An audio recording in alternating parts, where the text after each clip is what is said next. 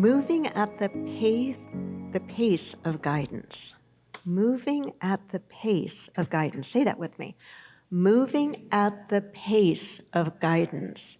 As I was looking over this lesson this week and reacquainting myself with the book and the chapter, I thought, oh my gosh, I feel like what I'm going to be sharing with you this morning is simply a conversation I'm having with me, and you here and online are eavesdropping on that conversation that I'm having with myself. As I said, I really enjoy this book, The Seven Whispers, and this idea of moving at the pace of guidance can't help but leave me noticing the pace at which I tend to live in my life. I think about how fast I walk. My walk, and I'm not a speed walker. I know there's a certain technique people use for speed walking, but I walk pretty darn fast. In fact, my friends don't usually like to walk with me anymore because my natural pace for walking is very fast. I noticed too that I don't know if this is more recently, but I tend to be the first one to finish my meal. And I think, what's that about? What's that about? You know, the faster and faster and faster. So as I was working in preparing this lesson for you, I was also working at preparing it for myself and really looking at what is that all about? And I know that for me and perhaps for some of you as well, when we have so much on our plates and we're pulled in so many different directions, and I know that that's a reality of my life. I do have a lot on my plate, and I am pulled in so many different directions that's when I tend to feel like I've got to go faster and faster and faster and faster. I found myself sharing with a friend just the other day that I do know that I'm the one that says yes to whatever I put on my to-do list. I'm the one that says yes to whatever I put in my calendar. I also know that in looking at what I've put in my calendar or what I've put on my to-do list, they're not, low priority items. They're pretty important items. And so where I leave myself with that is there's no easy things to drop off that don't have consequences. And that may be true of some of you as well. And yet there's got to be a way to live life at a saner pace. And one of the ideas that Christina Baldwin writes about in this chapter in Moving at the Pace of Guidance that I found really helpful, and I'm not sure I found it that helpful the first time I read the book, but I certainly find it helpful now. And it's the idea that we are responsible for the pace we bring into any situation. We're responsible for the pace we bring into any situation. And where that has me kind of thinking a little more deeply about this whole thing is, there is a time and a place where we may need to move quickly. We may need to be at optimum speed with the things that we need to accomplish and that are our responsibilities. But that perhaps, in the midst of what outwardly might look like an insane pace, we can still bring ourselves into it with a greater degree of calmness, with a greater degree of centeredness. Does that make sense? Some of you are nodding. That it's not just about what it looks like from the outside, but what it is that's going on the inside. And that's what I think she was writing about, that we are responsible for the pace we bring into whatever situations or experiences we're facing. So this idea of moving at the pace of guidance is about combining the idea of our physical pace, our movement, with listening. She says, we live in a world of speed and distraction. Pace of guidance invites us to combine the practices of measured movement and listening. She describes it this way: speed is some guy running through the airport shouting into a cell phone. You've all seen that, right? And maybe we've been that too. Pace is going around the block with a 3-year-old and noticing everything the child is noticing. Isn't that a very vivid contrast? She goes on, when we move at pace, we have time to question and time to listen for answers before moving on. When we move at the pace of guidance, it occurs to us to wonder what plans the divine might have for us in the midst of the plans we have for ourselves. I like that. It occurs to us to wonder what plans the divine might have for us in the midst of the plans we have for ourselves. The idea of moving at the pace of guidance is, I think, a recognition that perhaps it is more difficult to sense or hear or recognize guidance if we are moving so very quickly, if we are distracted about so many different things. When we move so quickly, literally and figuratively, I think it becomes much more difficult for us to be able to listen to and to listen for what is called in the Old Testament the still small voice of God. We might call it that, or we might call it our intuition or that divine intelligence or divine wisdom within us. She gives a story of being a young woman loving horses and saving for about 3 years all of her babysitting money and her allowance to buy a horse. And she says her dad must have thought that she came by this idea of horseback riding naturally because he didn't really discourage her from just getting on the horse, no saddle or anything, just getting on the horse and riding the horse in the neighborhood. And something spooked the horse, and the horse went galloping, and she's trying to get the horse to slow down, and she writes and she says, whoa, there's gotta be a way to stop this thing. And you ever feel that way about your life? There's gotta be a way to stop this thing. And then she continues to reflect on that and to say that she notices that there needs to be a calmness for us to be able to slow down. That even in riding a horse, that somehow that horse senses or knows. I think animals are a lot more intuitive and smart in ways maybe that we've lost touch with ourselves. But that an animal can sense when we're agitated, that an animal can sense when we're frightened or we're anxious. And so she said she learned that, in riding that horse, she had to be more calm. She had to be more calm, and then it would respond to her as well. You may or may not be familiar with this quote from Mahatma Gandhi, but it is a really beautiful and powerful one. He said, there must be more to life than merely increasing its speed. Must be more to life than merely increasing its speed. How many of you wake up to some sort of an alarm clock? Most of you? No? Am I the only one that still wakes up to a bell or a clock or something like that? Maybe most of you are retired. I'm not quite there yet.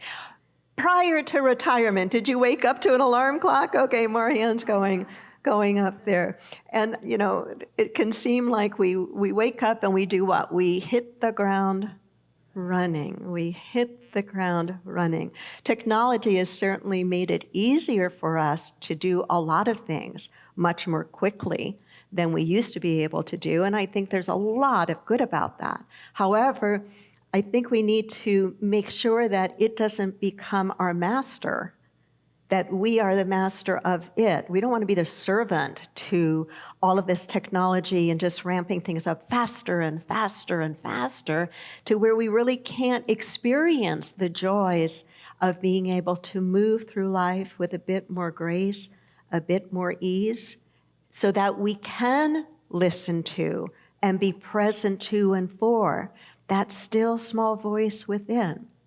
I deeply believe, and I have for as long as I have been in this teaching, I deeply believe that residing within every one of us is an incredible reservoir of wisdom and knowledge and guidance, but that in order for us to be able to access it, we have to train ourselves what to tune out and how to be present.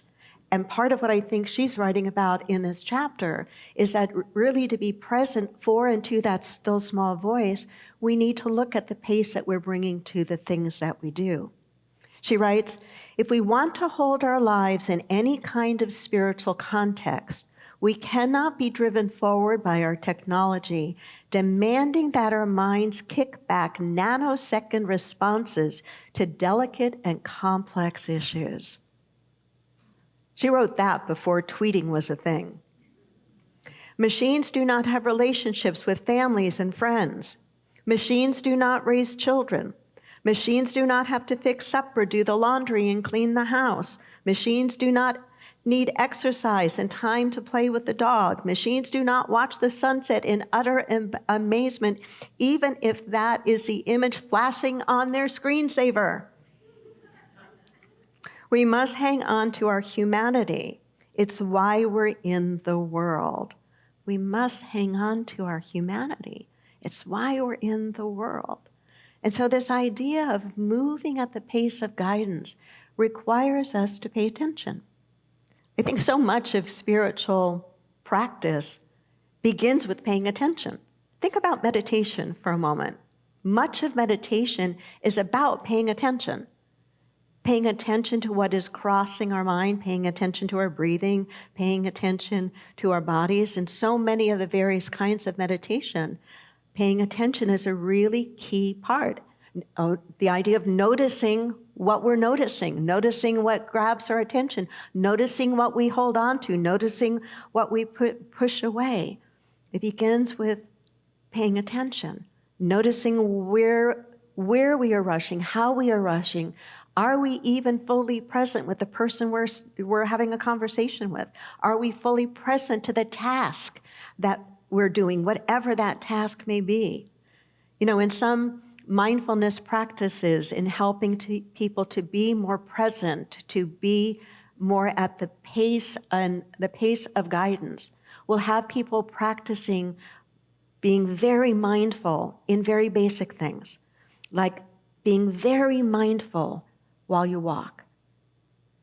Not just paying attention to where you are so that you don't trip over something, but paying attention as your heel comes down and your foot rolls forward and up. Paying attention to the movement of your knees. Paying attention as if you were trying to be aware of every single activity involved in that simple act that we take for granted until we lose it, of being able to walk.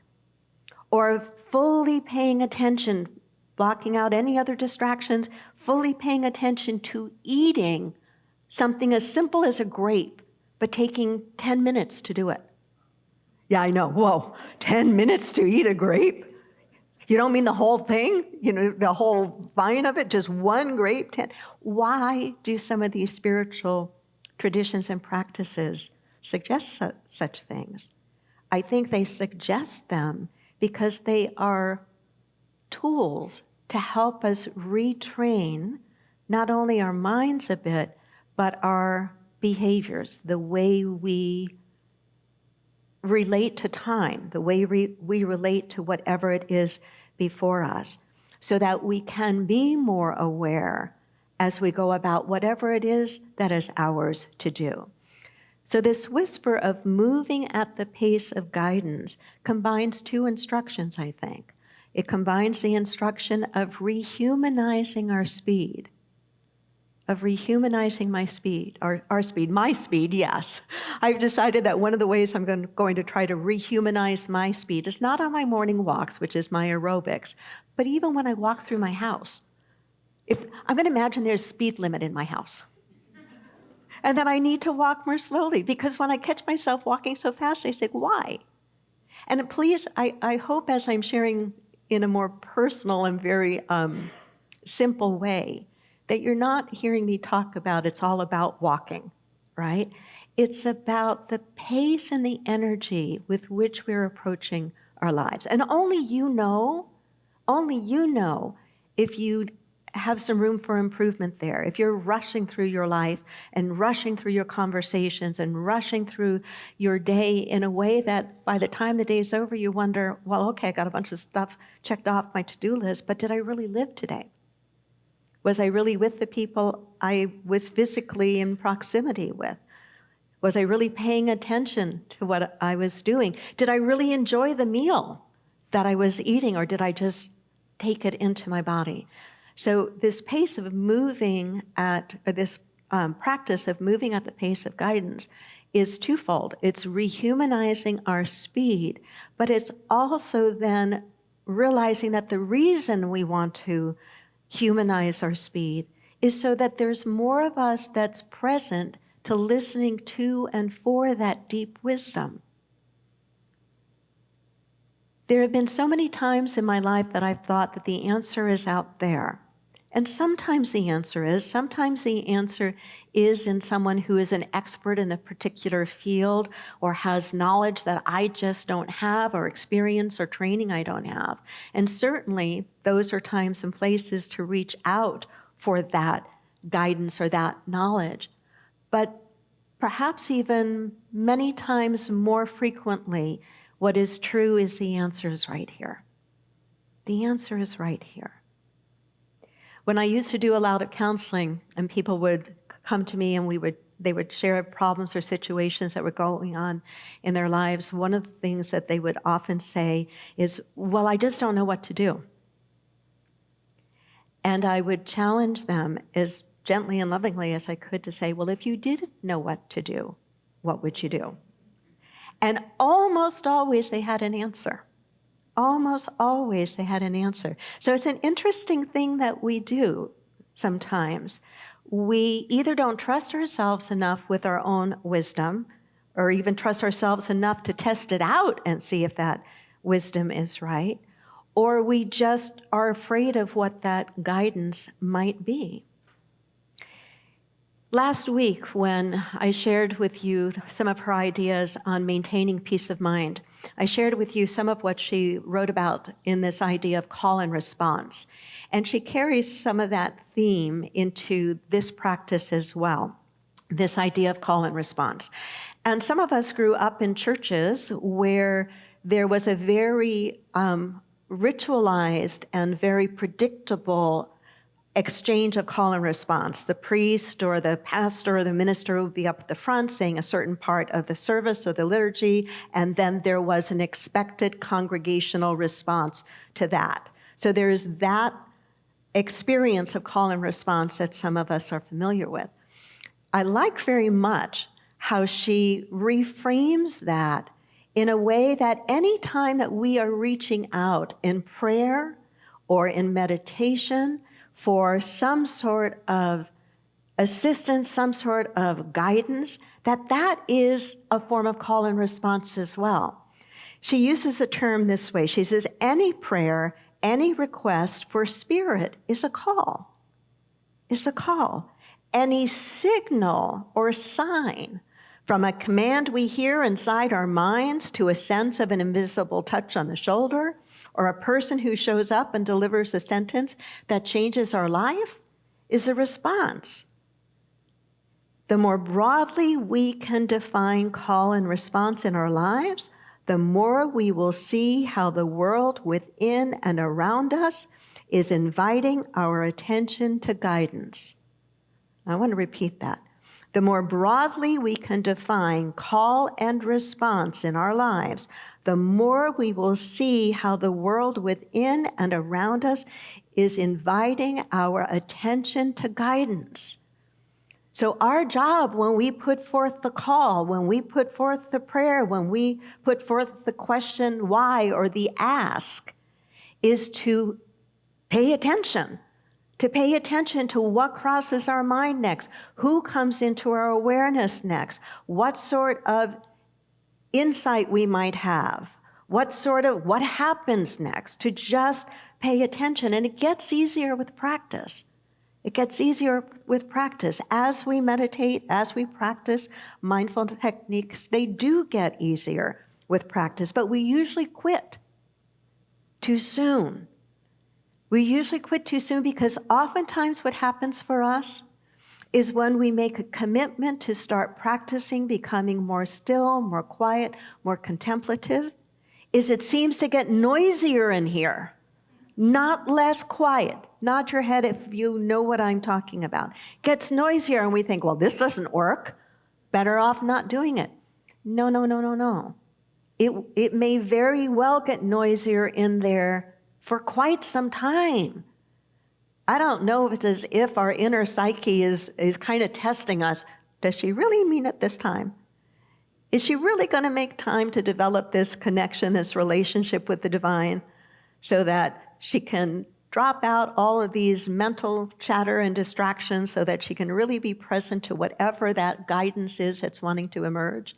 I don't know what causes that, but I do know from experience that if we will stay with it, not only does it get easier in time, but we also get better at discerning whatever that guidance is. Sometimes that guidance might feel like a very philosophical thing that pops into our head that we just know is spiritual truth. You know, the spiritual truth that we are an infinite, eternal spiritual being. It just pops in and it's like, nobody taught me that. I just know that. It's just there. It just feels so true, so right. Sometimes it can be almost like a command. Go call your father now. And you go, what? You know what my advice would be? Go call your father now. Go call your father now. Sometimes it can be something that just comes into our awareness that is a direction that's going to protect us from something potentially harmful for us.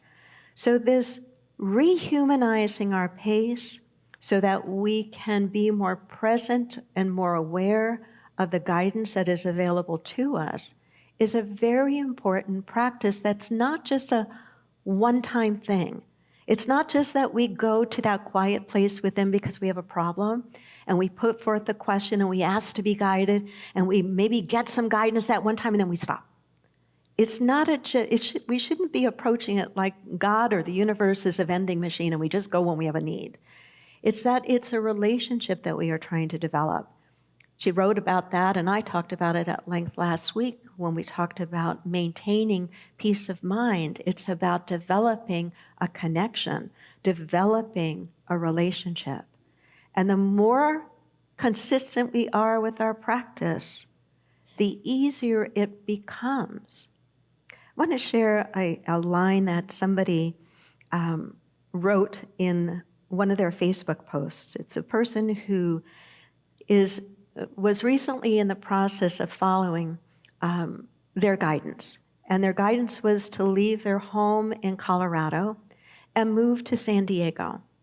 And a big move, a big change without a whole lot of external guarantees that everything was going to work out or everything was going to be in place. And I was struck as I was reading this person's entry on her Facebook page, as she was writing about this big move and the pieces that were in place and the pieces that were a great big question. And what she wrote was this: I have fears, I don't have doubts. I subsequently had, for reasons that are not pertinent to the story I'm sharing, I subsequently had a long conversation with this individual. And I talked to her a little bit about this line, I have fears, I don't have doubts. And learned that came from her feeling so absolutely guided that this was a thing that she was to do, even though there were plenty of people around her that were not giving her encouragement, she didn't say this, but I can imagine when people think that we're about to do something that they don't have the courage to, or that they don't have the guidance to do that particular thing, they may think we're crazy, right? But that statement, I have fears, I don't have doubts, is to me just a gem of what this idea of moving at the pace of guidance is all about. When we have practiced bringing a more human pace to our life so that we can listen more deeply and be aware of and present to that still small voice, I think we will find deeper reservoirs of courage within ourselves, and that we will find that even if we have some fear, we don't have doubt, and that we are supported and guided along the way. Supported and guided along the way. So as I wrap this up, I just invite you to turn over in your mind, and maybe even in your meditation time, maybe even in your journaling, this idea of moving at the pace of guidance. What does that look like for you? Is there an area in your life where this would be particularly helpful to you to practice? And then to step into that, to be more mindful of the pace with which you bring into any situation, and to be ever present to what is wanting to emerge in that stillness and that silence, so that you can be responsive to it. I hope that makes sense. Namaste.